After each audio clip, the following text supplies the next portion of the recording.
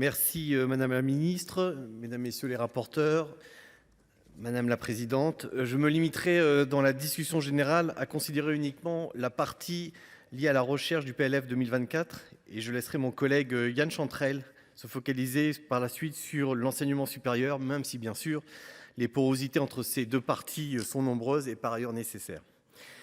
Madame la Ministre, vous avez eu l'occasion au cours de votre audition par notre commission d'afficher votre volonté de doter notre pays de moyens conséquents pour la recherche et de répondre aux enjeux auxquels sont confrontés notre pays. Mais malgré votre énergie, malgré votre connaissance incontestée de l'écosystème, la feuille de route pour 2024, à notre sens, ne permet pas de relever tous les défis.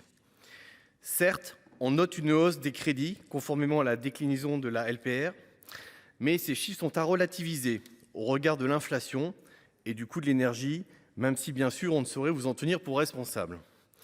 La conséquence est hélas implacable, la trajectoire visant à atteindre un budget dédié correspondant à plus de 3% du PIB prend du retard.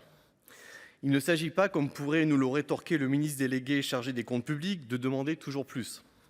Et ce n'est certainement pas à vous, Madame la Ministre, que je vais apprendre que financer des universités ayant une forte activité de recherche n'est pas une dépense, mais un investissement qui rapporte. Ainsi, une étude récente a montré que pour 1 euro investi dans ces universités, ce sont 4 euros de valeur ajoutée qu'elles génèrent en retour. Par ailleurs, la complexité du système rend peu lisible l'impact des budgets quant aux ambitions visées. Les sujets sont pourtant nombreux, attendus, cruciaux et partagés par le plus grand nombre. Enjeux climatiques et énergétiques, enjeux environnementaux, enjeux liés à la biodiversité, à la santé publique, au numérique ou encore à l'intelligence artificielle.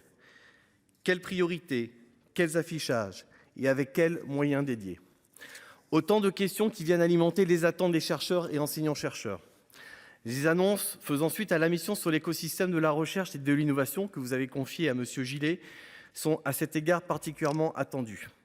Les décisions qui pourraient être prises concernant la clarification de la stratégie de la politique de recherche et d'innovation, la place des organismes de recherche, des universités et des agences de financement, du soutien de l'attractivité et de la prise de risque de la recherche.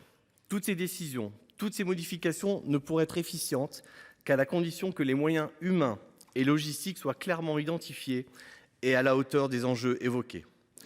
Pour cela, il est enfin indispensable que les organismes de recherche, que les universités puissent, à l'image de nos collectivités, garder une autonomie d'action dans la durée.